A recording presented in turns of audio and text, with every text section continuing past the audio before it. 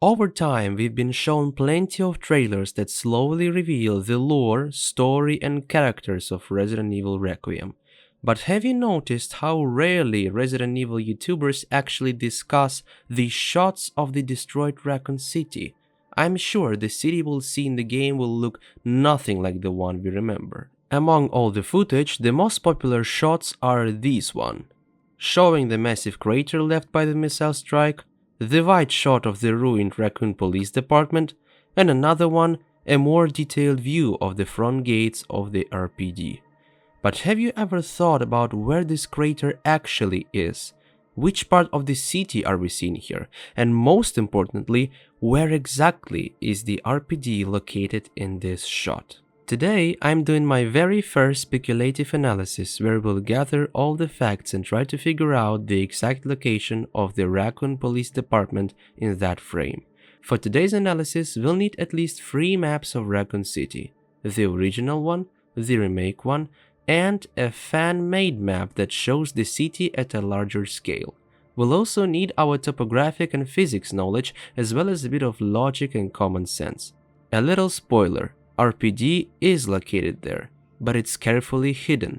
Where exactly? Let's take a closer look. My name is Cyrus Nova and welcome to my first part of my first deep dive, focused on a destroyed RPD within the shattered Raccoon City in Resident Evil Requiem.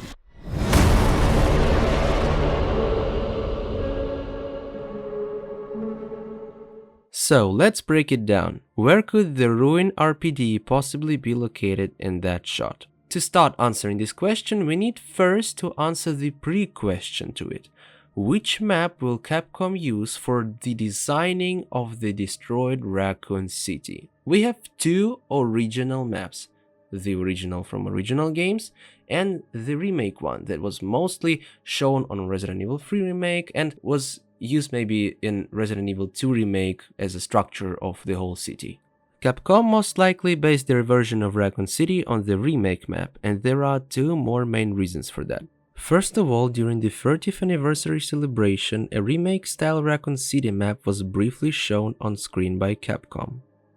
Second of all, the destroyed RPD seen in Resident Evil 9 was clearly modeled after the remake, not the original. You can see that while comparing 2 pictures from Resident Evil 2 Remake and simultaneously Resident Evil 9.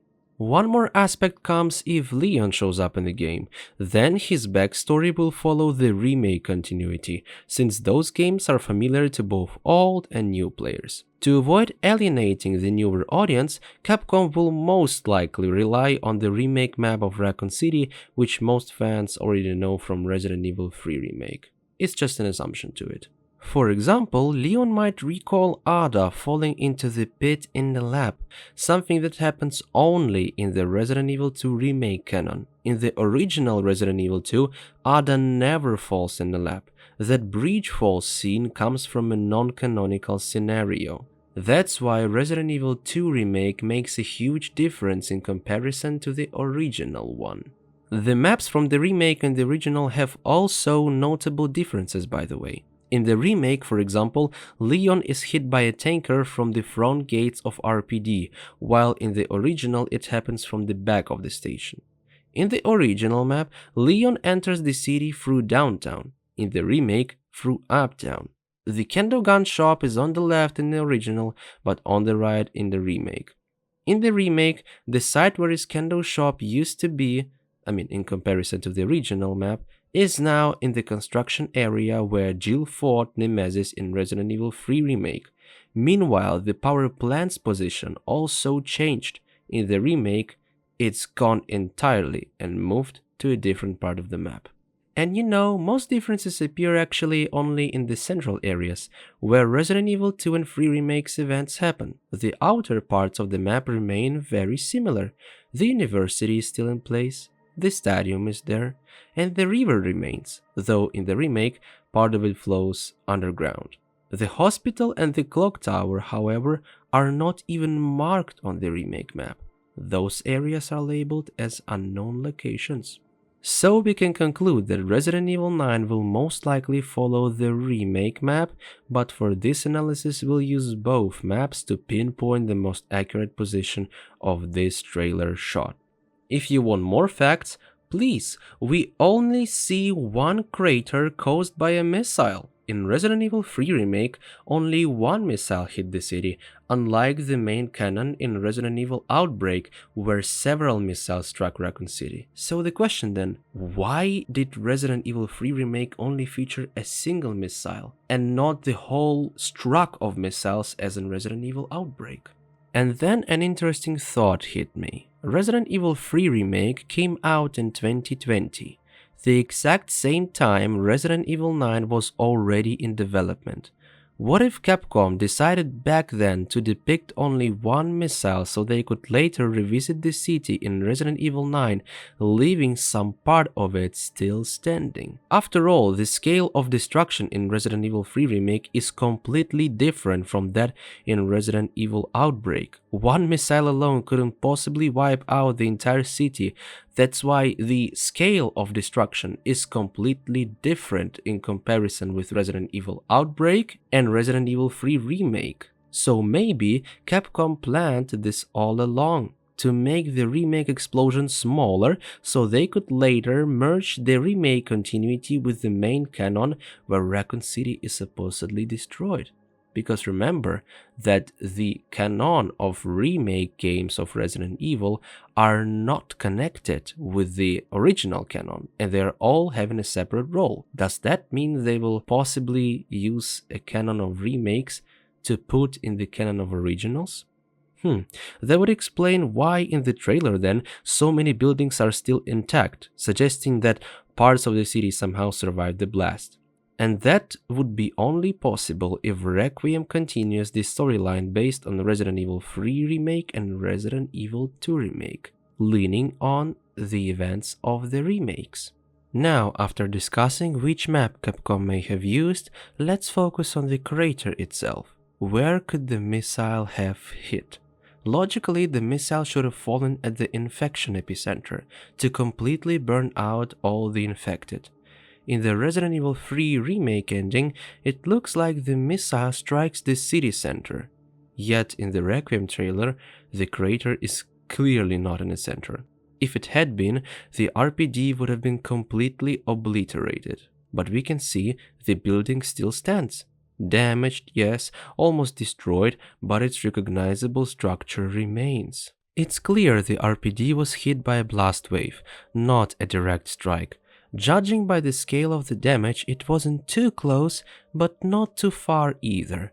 Otherwise, the RPD would have been as intact as the untouched buildings seen on this picture.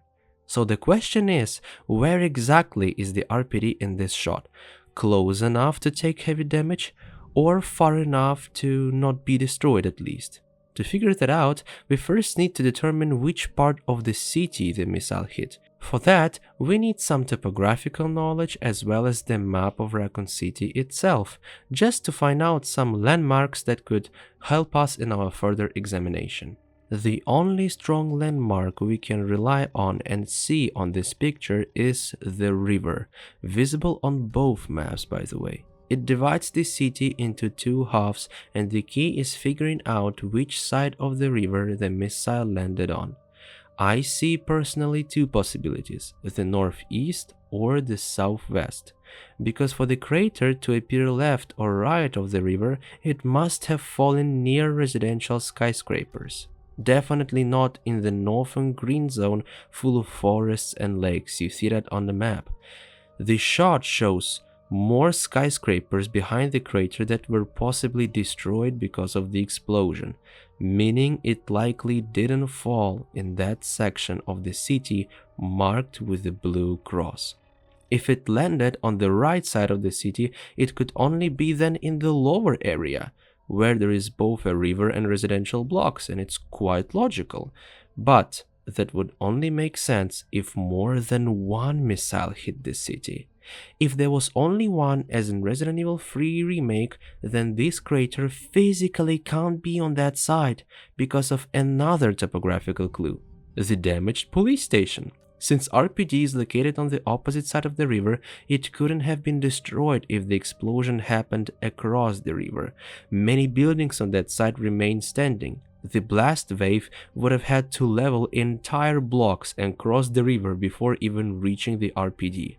So, if there was only one missile as in Resident Evil 3 Remake, it definitely didn't strike the right side of the city. That's why, based on that logic, and regardless of whether we use the original or remake map, the missile must have landed in the southern part of Raccoon City, an area not shown on official maps. By the way, if you didn't know, these two official maps are not showing the full scale of the Raccoon City, and that's why we can say that they are not fully completed.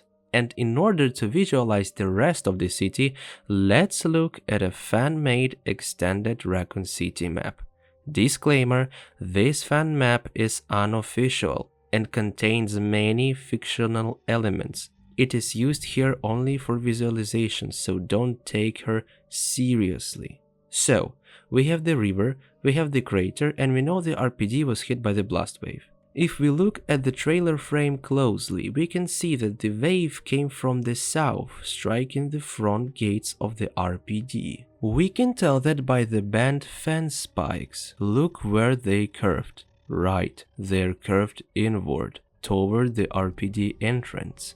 Also, the roof seems to have been blown backward, likely turned off entirely and thrown toward the rear section of the station. I mean, maybe we can even spot its remains lie nearby. Who knows?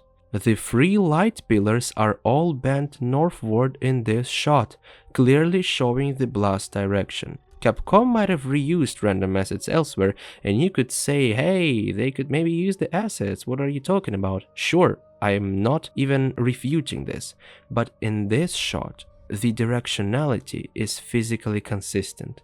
For example, that tall building in the background leans north, while another one nearby, you see that on the picture, leans the opposite way. Because the blast destroyed its lower half, causing the top to collapse in the opposite direction, right as law of the physics say. Everything fits this real-world physics. The game's environment artist clearly emphasized that the blast came from the southern part of the city. Now, back to the main question, where is the RPD in this shot then? Okay, we have the city map, we know where the RPD and the river are. We have the trailer shot with the crater and the river visible. We know the blast came from the south. Combining all that, logically speaking, assuming Capcom referenced on one of the original maps, I hope so, the RPD must be located right here, inside this red square. If you rotate the Raccoon City fan-made map to match the trailer's camera angle, the alignment fits perfectly here. The missile hit roughly at this red cross on the fan map, assuming only one missile struck, which I personally believe, considering Capcom's repeated hints at using the remake's map layout as Resident Evil 9's foundation. If it were, for example, further right, the blast direction and damage pattern wouldn't match at all. And don't forget, the RPD sits close to the river with its side parallel to it, so it can't possibly be where the other red crosses are. That would break every logical and topographic rule established by both official and fan maps of Raccoon City. That's exactly why, just like you, I'm incredibly excited for Resident Evil Requiem. It is fascinating for me to think about how Capcom will portray Raccoon City this time. Share your thoughts in the comments. Do you agree with this analysis? Did you enjoy this long but detailed speculative breakdown of Raccoon City in Resident Evil 9 and the hidden RPD location in that trailer shot? After the game releases, I'll upload a full follow-up video comparing our analysis to the final version, to see how accurately Capcom handled Raccoon City in Resident Evil Requiem. But this analysis is not the end yet. The next video will focus on this hospital near Rhodes Hill. We'll try to determine whether it is within the city limits or beyond them. Stay tuned for the second part of my deep analysis on Raccoon City. For now, that's all. Don't forget to subscribe so you won't miss future Resident Evil Requiem breakdowns. My name is Cyrus Nova, and thank you for watching the first part of my analysis on Raccoon City in Resident Evil Requiem.